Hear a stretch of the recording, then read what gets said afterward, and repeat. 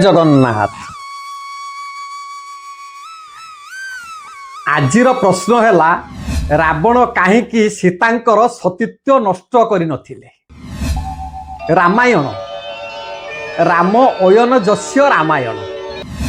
रामायण अनेक प्रकार अच्छी जथा आनंद रामायण, जगमोहन रामायण, छबिल रामायण, तुलसीदास रामायण, तेलुगु रामायण, रस रामायण, गुण रामायण, कवि सम्राट उपेन्द्र भंजकर कृत वैदेश विलास रामायण, हनुमान कृत महानाटक रामायण, एमिति अनेक प्रकार रामायण अच्छी। रामायण रे सीतांकर चरित्रामृत अत्यंत रसावली। सीता थिले परमा सुंदरी, सर्वगुण संपन्ना, लक्ष्मी स्वरूपा नारी। हेले रावण तांकु हरण करिथिले सत्य, किंतु तांकर सतीत्व नष्ट करि नथिले काहीकि?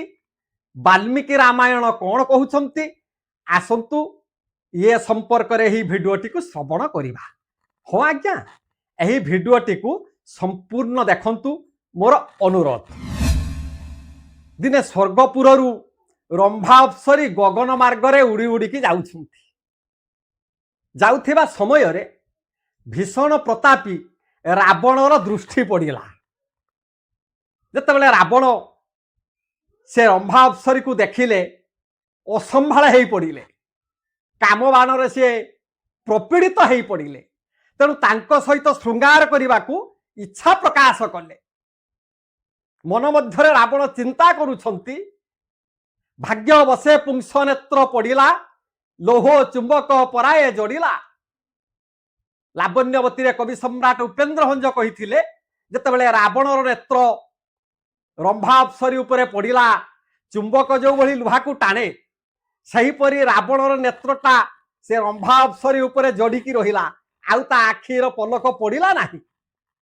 तेणु तांकु प्रेम करने उद्देश्य रे तांको पछे पछे रावण दौड़िले। आगे आगे रंभा अप्सरी चलीछंती, तांको पछे पछे रावण मध्य दौड़िबारे लागिछंती।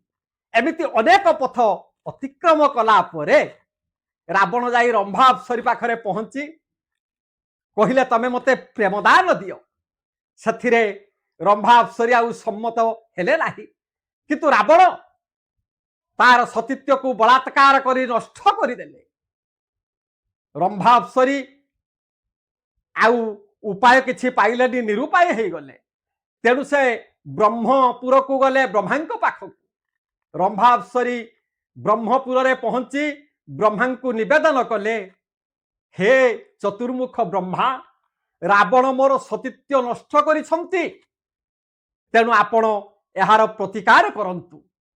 ए कथा को श्रवण करिबा मात्रे चतुर्मुख ब्रह्मा आज्ञा रागी उठिले, कहले, रे रावण, रावण आज्ञा ब्रह्मांकर किए हेबे ना? ब्रह्मांकर नाती किए ना रावण?